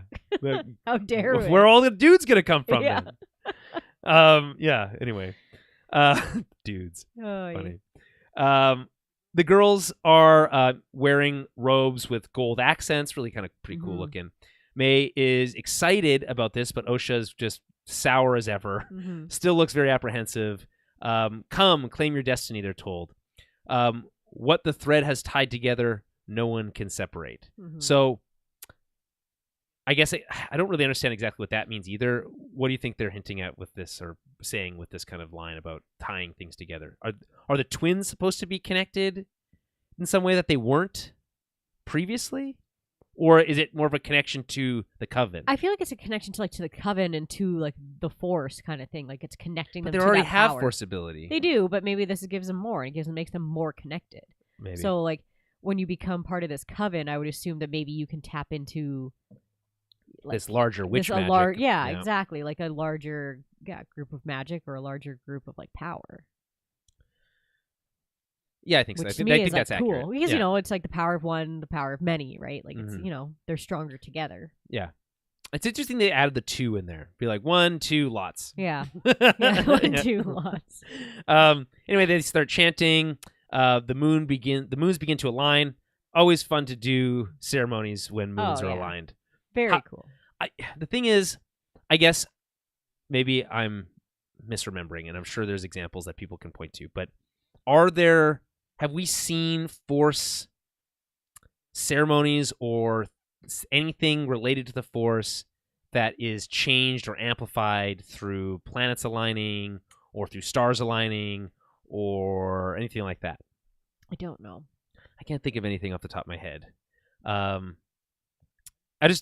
It's a new concept also, but Star Wars always introducing new concepts. But that's a very, it's a very witchy thing. Oh, 100%. In terms 100%. Of our own world of things about planets aligning and that kind of stuff. If you weren't really thinking that hard about it, I think you wouldn't even blink an eye. You'd be like, of course they're doing it when the moons align. Yeah, you're like, it's witches. But also, again, twins, there's twin moons. Yeah, twin moons. Yeah, maybe there's some sort of spiritual connection there. Heightened. But yeah. And maybe they tapped into that originally when they were created, that kind of thing. I don't know. The moons begin to align, and the music incorporates the chant. Mother Anastasia gathers the Force together. I can't describe it any other way. She packages it up. Yeah. And asks May. Her full name is, by the way, Mayho Anastasia. So that we know we get her full legal name. To take a vow. Do you vow upon my death to protect the secrets of our coven and protect our legacy, but only upon her death? Right. And she says yes. May places the Force on May's face, creating a spiral mark on her forehead. It doesn't look to be painful, though, in any way. But Osha looks on, and she does not look excited, and she seems concerned. Yeah. Next, Mother Anastasia goes to Osha. Her full name is Varosha Anastasia. Right. And asks her to take the same vow. She says, I do, but very slowly and very reluctantly. Before Mother Anastasia can finish the ceremony, she's alerted that the Jedi have come and they've sliced the platform, which just means that they've hacked into their entry door, essentially. Which, who gave them the right? Yeah, to break into this guy's house. Yeah. I guess they're like, you got kids in there. We think. Yeah. Right? Well, he saw them. Real space cop attitude. Right. I thought this whole scene was very space cop. It is. With the way that Indara says, I appreciate your cooperation, feels very much like you forced this cooperation. We weren't. Yeah. We don't want you here. Exactly. We'd love it if you left. Actually, my preference for cops in the real world. Yeah. Yeah. Yeah. Anyway, so some of the Coven grab bows. These look very similar to the bows we see the witches on Dathomir use. That was the other thing I clocked too. Yeah. I was like, oh, they use bows too. Though they have strings, I wanted to imagine that they have no strings, and you go and grab, and then it turns into the the electrical version. Yeah, but maybe it gets electrical as you pull the string. Good. Yeah. Anyway, the 4 Jedi arrive. These are the same 4 that we've been introduced to the last 2 episodes. The last one being the Wookiee. Yes. Again, very cop attitude, calling them her colleagues, Indara. Colleagues, yeah. Introduced by Master Indara. They're accused of trespassing, but they claim to have assumed the planet was inhabited. Mm. And then I love Mother Anastaea's like clap back here, basically being like, "Oh, the all-knowing Jedi were unaware of their surroundings." Yeah. I find that hard to believe. Yeah, I love it. You lying sons of bitches. Yeah. The Coven are hiding the kids, but Osha is too curious about the Jedi. This is another one that was like, "Come on, Osha, really? You feel like you need to get up? Come on." Indara is concerned that they're training children. Mm-hmm. Mother Anastasia insists that they aren't subject to Republic laws. She says, "Right, if we're not part of the Republic." This made me think of the Clone Wars, because that was like the whole thing, which is like, you want us to follow these Republic laws? Well, we are actually quitting the Republic, and therefore are not subject to your laws, right? Yeah. But again, this is very similar to like kind of what you're saying in terms of like people with religions and stuff, and it's like you can't take what you believe in your religion and force it on other people into like and how like tell their that laws tell that to the Romans. Things. Well, yeah, it's like you can't like that book that you believe in is like that's cool for you, but like that's not. That's like I don't care about that. I don't care about that book. It's very. It reminds me about a lot of things. It reminds me like how conservatives feel like that abortion should be illegal. It's like, well, it's like, it's not, who are you to say? Yeah, it's right. It's like exactly. Yeah, it's like okay, cool. You can feel that way, but it's still none of your business. Right. It's like if you want to behave that way, no one's stopping you. But if you want to live under this really draconian set of rules, hello Mormons. If you want to live under these weird rules, cool, man. But I'm not going to. I'm still gonna celebrate my birthday or whatever. That's Jehovah's Witnesses. And I know that's my bad. Yeah, that's true. Yeah. And I know that there's like society in general. There are like things like you can't murder people and you can't do like yes, but those are more like laws of the jungle. Yes, but it is funny here how the Jedi are like you can't train children, but we can. Like I can take that kid and train them, but you're not allowed. So it's like, well, why? Like why can't this coven? Because they said so. Train the kids if the kids are willing and want to, but it's because like the Jedi are like, well, that's bad. Like you can't do it. But yeah, Joseph Ricci in I think I'm saying that right in the chat. Welcome, asking how we are. Well, although this episode did start a little rocky with a little bit of negativity purging, but we're back on track. We're doing good. We're back on track. Yeah. All right. So. But yeah, I do. I just think it's funny that the Jedi are kind of walking in here, saying like, "Hey, are you trading kids? Because only we're allowed to do that. Hey, give me that kid. Give me that kid. I gotta go test them." Yeah, and then even Saul's like, "The Jedi don't steal kids," and it's like they give them a choice, right? But because don't they take the babies? I don't know. Sometimes they take babies, and it's up to the parents. It's up to the parents. Yeah. It's maybe even not even a half step, a quarter step away from stealing babies. Like it's not that different. Close. Yeah. The who did steal babies though? The First Order. They stole babies. Ah, yes. Yeah.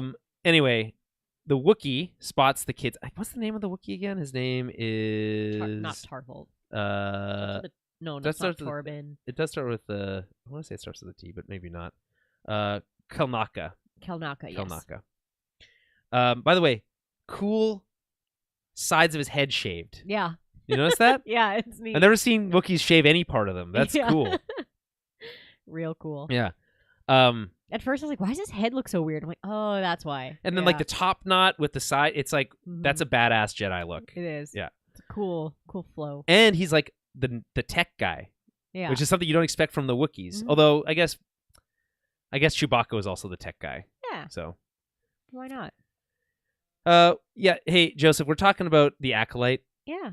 So Star Wars, and we're about over halfway through this episode. So buckle up. Yeah. Mother Anastasia finds that hard to believe. Yada yada yada. Where were we? The Wookiee spots the kids.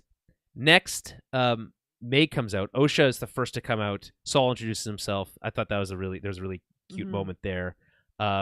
Next, May comes out, but Mother Anastasia is asked about their father. She says they have no father. We talked about this already. Yeah. Drawing allusions to what's her name's? What's Anakin's mom's name again? Shvi? No. Shin? Why can't? Why am I? Something like that. Shmi Skywalker. Shmi. Yeah, there we go. Got yeah, it. yeah. We got there. Not to be confused with Sheev. Sheev. I always see that's the thing. I get them confused because Yeah. she's Shmi and Sheev Palpatine. Yeah. Yes. No one ever calls him Sheev. It's so funny. No, it's weird. Yeah.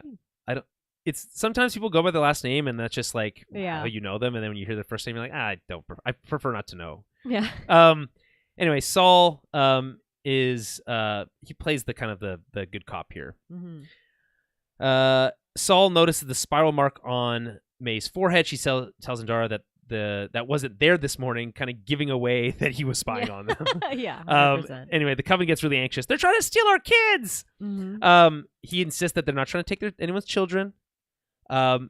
He pulls his lightsaber and it's like, oh, are they under threat? But no, he does. Instead, he gives it or hands it to Osha. Yeah. As an opportunity to like investigate it, look at it more, get a sense of being a Jedi. I think you would make a very good Jedi, Osha. Would you like to be tested to see if you could become one? Again, and this is the distinction between what Mother Anastasia and May are providing Osha, which is the freedom to choose. Right. Yeah.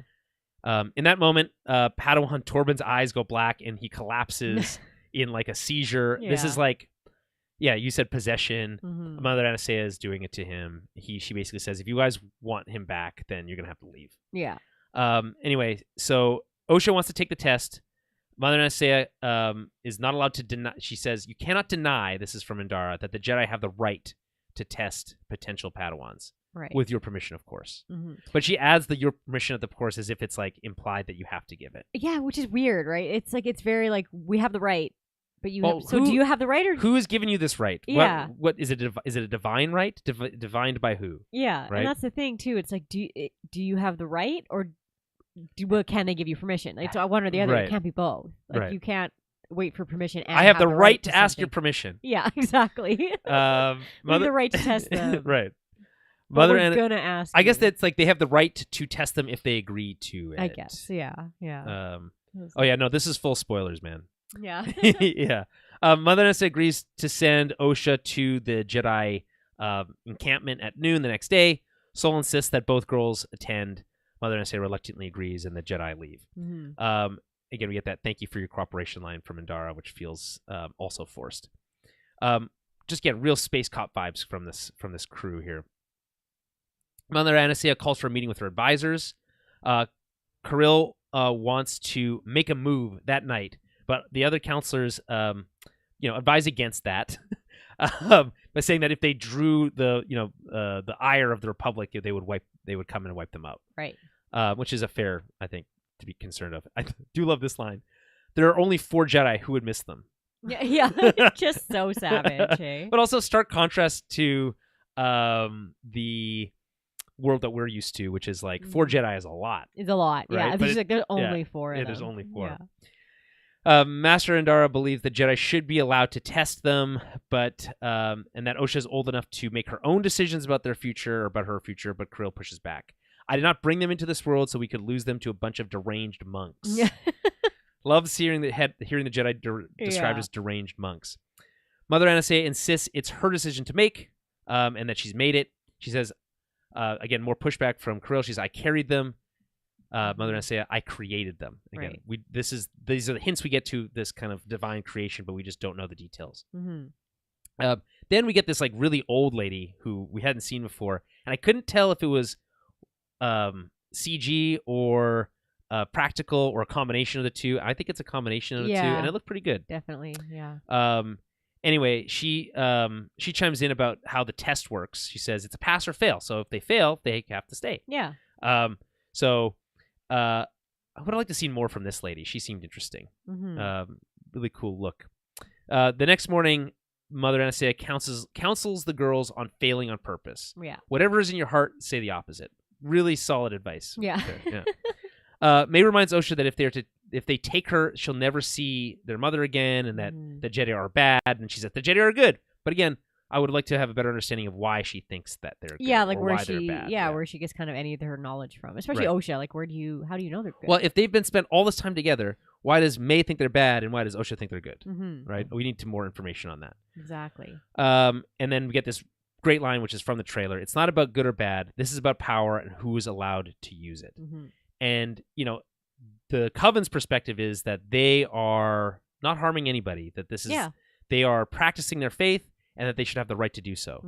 And the Jedi's perspective is not that. Yeah. They're like, that you are dangerous, that you are indoctrinating children, and that unsanctioned force use is against the law or whatever. And we would like to indoctrinate those children. It's our job to indoctrinate children. We have the right to ask your permission to indoctrinate your children. But even if big girls pass the test, can't they still say no? Like if they don't want to leave their family? Yeah, I guess presumably, but I guess what she's saying is that if she fails, she doesn't have the option to say yes. Right, yes.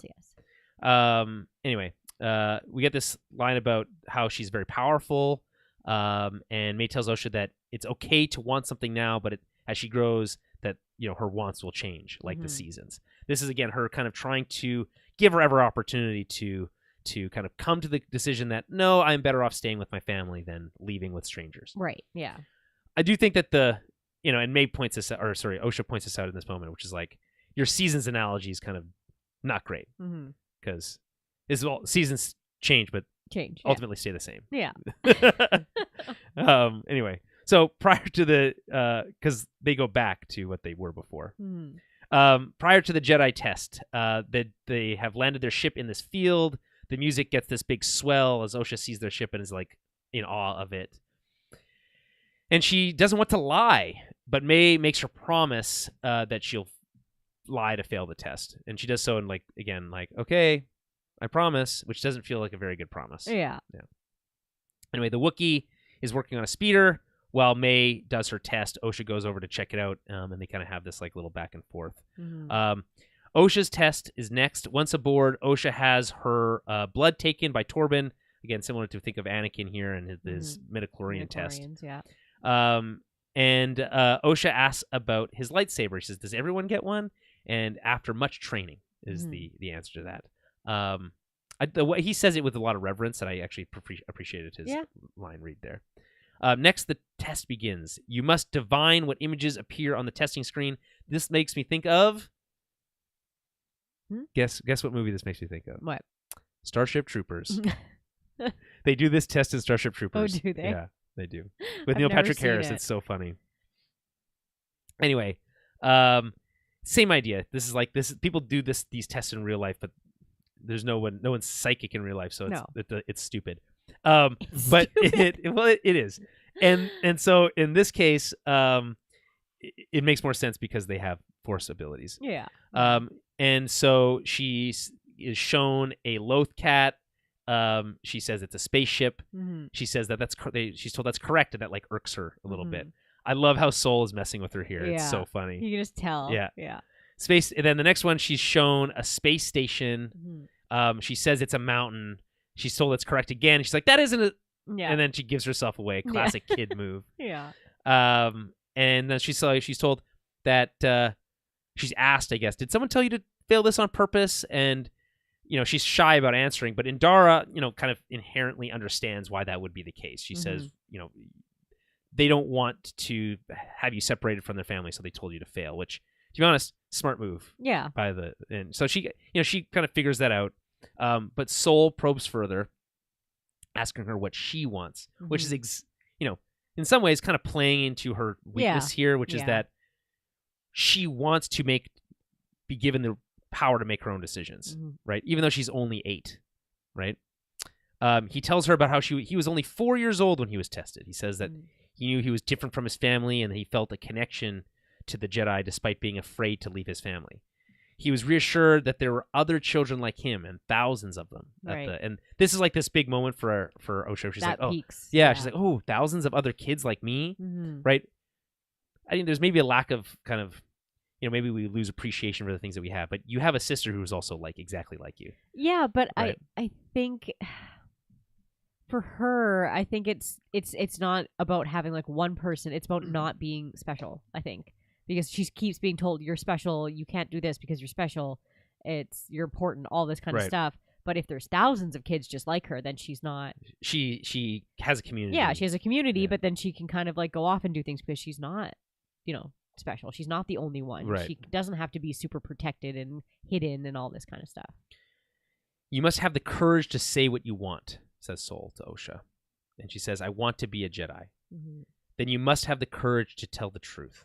I think these are like solid Jedi-isms. Yeah. I'm going to start calling them that.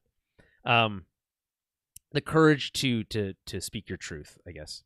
I've always had a hard time with this idea of your truth because I feel like it creates this idea that there is no wrong. There's no that whatever you think is your truth is you get away with anything. I feel like that's been weaponized, so I don't really like that idea. Yeah, I feel like you always see those like, I'm just speaking my truth. Yeah, it's like, well, your truth is dumb. Wrong. You're still wrong. Yeah. Yeah.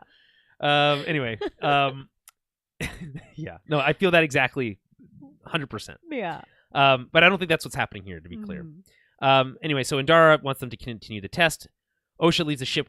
Her head is hung low, and May just inherently understands what's happened, gets pissed, and runs away.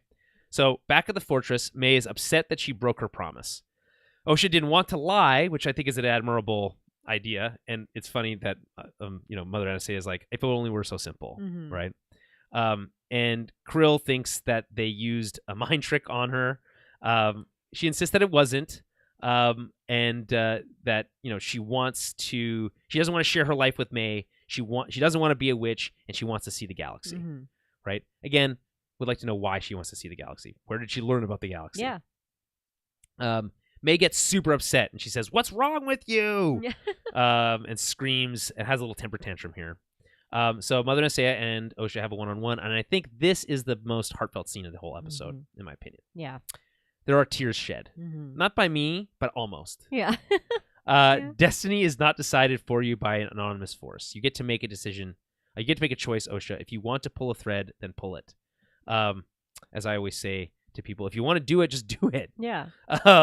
So we talked about this earlier. I'm not going to retread this too much, but this idea that the way that they look at the force is that these different threads, a tapestry, which is kind of how the Night Sisters talk about it.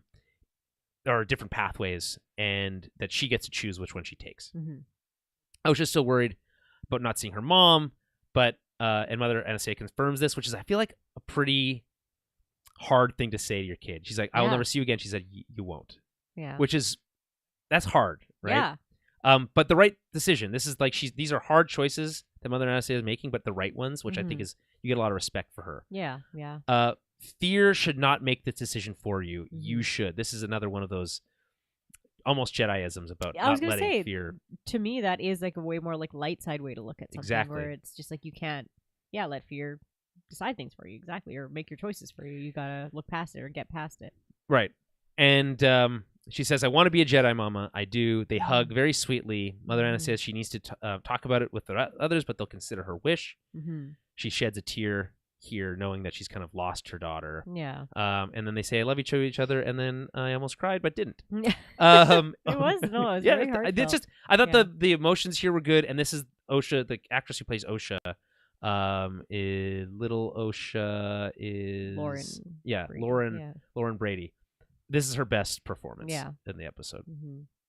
Or at least bratty. Yeah. This is like the kind of the thing that I've always like never loved about the Jedi, right? Is like you never get to see your family again. Yeah. And you're not supposed afraid to build of connection. Any attachments, right? But then you still have this like master Padawan relationship that a lot of them kind of still have connections and attachments to, and somewhat. So I do still want to see. Well, that's because the Jedi are hypocrites. I don't know. I know. Yeah. I still just want to see like a New Age Jedi story where they're allowed to have attachments and they're allowed to have families. Well, I think that's what the Rey. I think that's the. No, I don't know for sure. We don't really. We don't know, but there is the opportunity for the Rey New Jedi Order movie to be more in line with that. I would love to just a reset. See that. Yeah. And just see something a little different. Because what do we know about the Jedi? Like, who are the Jedi we like the most? We like Qui-Gon, we like Ahsoka, we like Anakin, we like Obi-Wan. All of these characters have human connections to others and are not Mace Windu. Yeah. Yeah, exactly. Mace Windu's cool, but like he's not likable. No. No, he's not. So Osha is packing a little backpack, also another little connection to Anakin. Deciding to leave her stuffed blue horse behind, though. Yeah. Before she leaves, she grabs her book, which we see the drawing looks like the Jedi symbol. Yeah. But also maybe like Palpatine's throne from Rise of Skywalker. Oh, interesting. So, it's in a triangle, which is the shape of the Sith holocron. So there's all those potential. Yeah, triangle isn't the most what's the word? ergonomic notebook set. No, shape. No, it's not. It doesn't. Yeah. But I mean, it's space stuff, so Yeah, that's how it's true. gonna work. And also, it's a book, which is something we rarely see in Star Wars at all. Remember, you just got to think that you rarely ever see a written page. Yeah, that's true. So May arrives, but says she won't let her leave, and then Osha's like, "What do you mean? You can't stop me. You're not making any sense." And so I did think this was a little weird, but I think it's intentionally weird. It's supposed to put us off. Yes. May says she'll kill her to stop her, stealing her book and locking her in the room. May takes a lantern from the wall, burns the book. Osha yells for help from her mother, but when she turns back around, the whole door is consumed in fire, which happens very fast. How does that happen? We're not sure. Right. Osha takes apart a wall panel, opening a small passage that leads to a larger passage behind the wall. She climbs through, escaping the fire, traveling through this dark and dusty passage. Osha hears a loud banging sound and screaming. Again, this is another, like, they included it because they're going to show us this later, probably. Yes, yeah. We don't know what this is. That's probably when they all died. Yeah. And when, whatever. So she arrives at the reactor room to see it melting down. It explodes, separating May and Osha over a bridge. Cool explosion.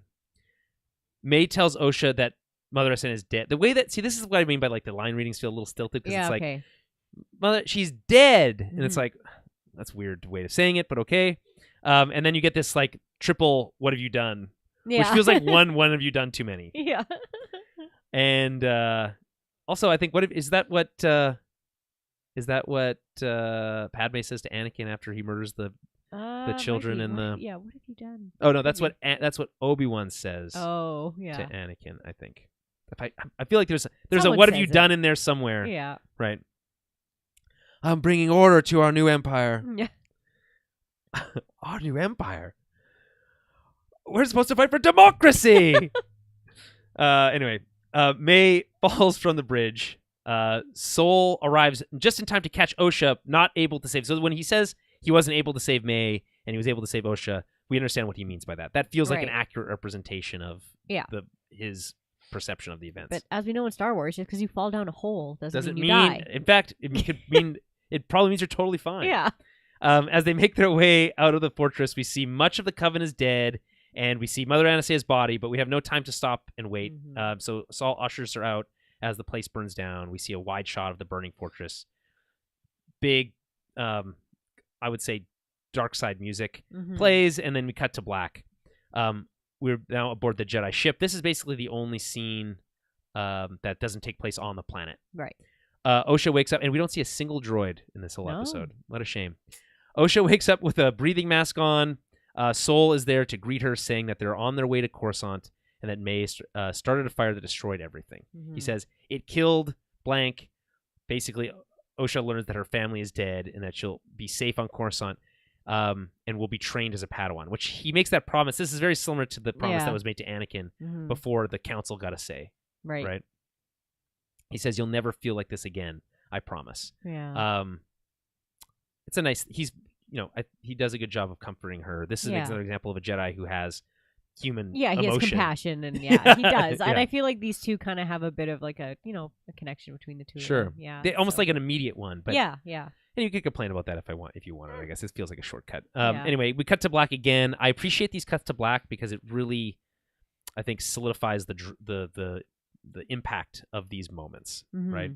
So, and we're back at the Bunta tree. May is there looking for Osha. She had said this is where she goes to look for Osha when she can't find her. Right, yeah. She's not there. This is why she assumes she's dead.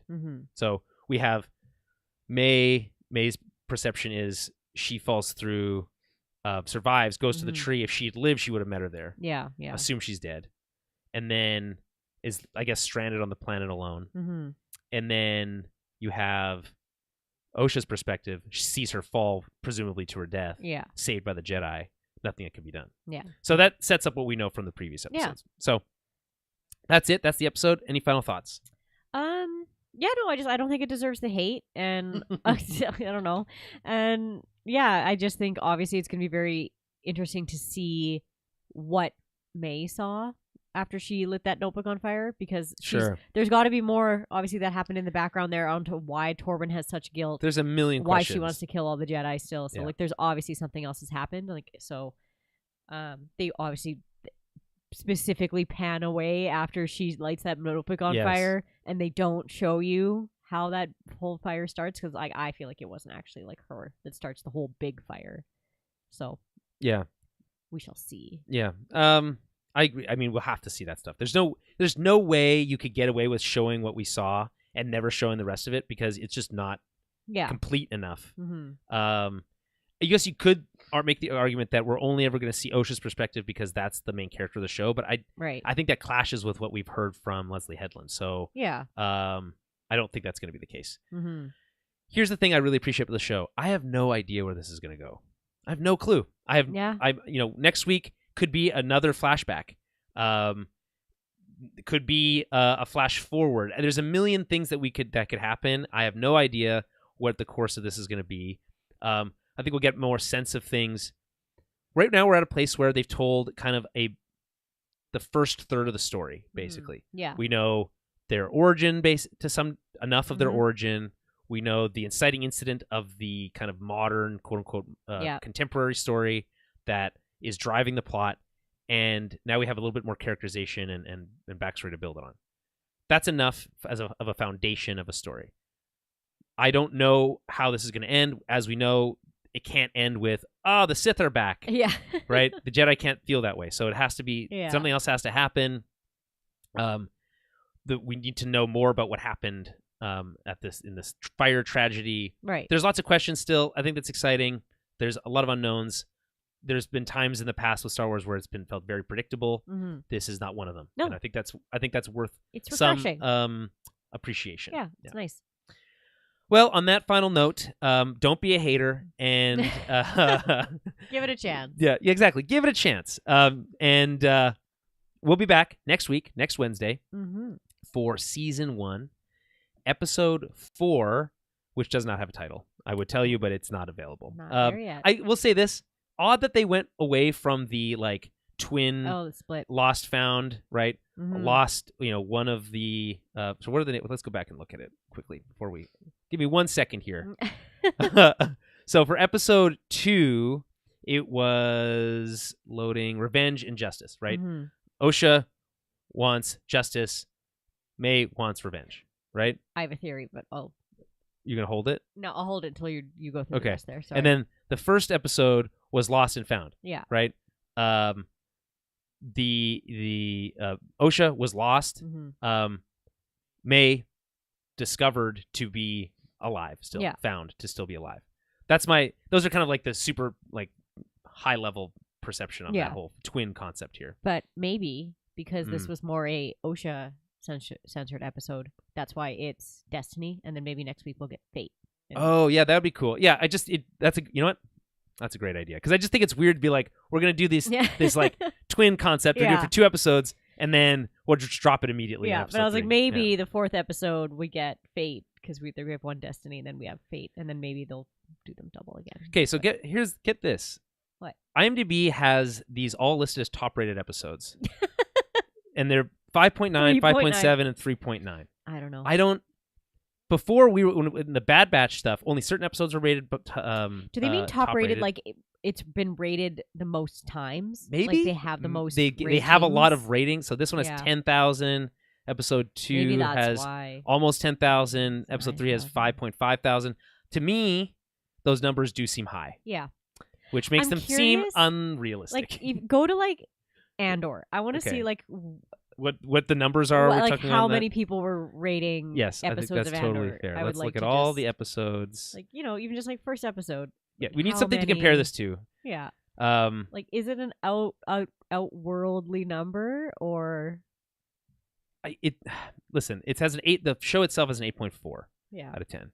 So we have 15,000 episodes, but this has also been out for a lot longer. No, I know it has. Right. Yeah. So episode 1, 15,000. Episode 2, 14,000. But neither of those are top rated.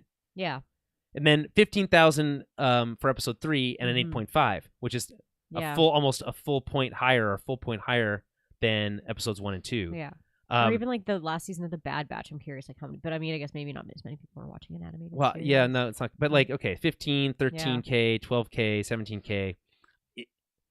Every episode of this is also top rated, with the exception of episodes 1 and 2. Yeah, so I don't know. I don't know where they get. I should be honest, that's from. probably accurate because episodes 1 and 2 are the not the best of the series. Everything else is like unreal good, so that seems realistic to me. Hold on, let's double check. What about Ahsoka? Yeah, that'll be a better comparative. Another show that a lot of people didn't like. So this one has a 7.5 out of 10, 114,000 reviews on the show, not on a per episode basis. So on a per episode basis, 17K, 16K, right. 15K, 23K. But again, these have been out longer. Yeah. They're all top rated. Also, this is now I just don't know what to believe. Yeah, I don't know. And like starting, nothing's worse than a 7.7 though. Mm-hmm. So it seems like people did genuinely like this. Yeah. Which makes like these extremely low numbers seem suspect again. Yeah, it does seem a little too low. Right. Yeah, it's not like it's 10,000 one-star reviews. Come on. Yeah, like that's what I mean. That's like that'd be like as if the effects were unfinished and yeah, like the show isn't dog shit. Like it's like I don't know. It doesn't. Yeah. Come on. Yeah, exactly. Let's be realistic here, guys. Yeah. All right. On that note, we'll be back next week with season 1, episode 4. May the Force be with you. And also, what do they say? The power of many.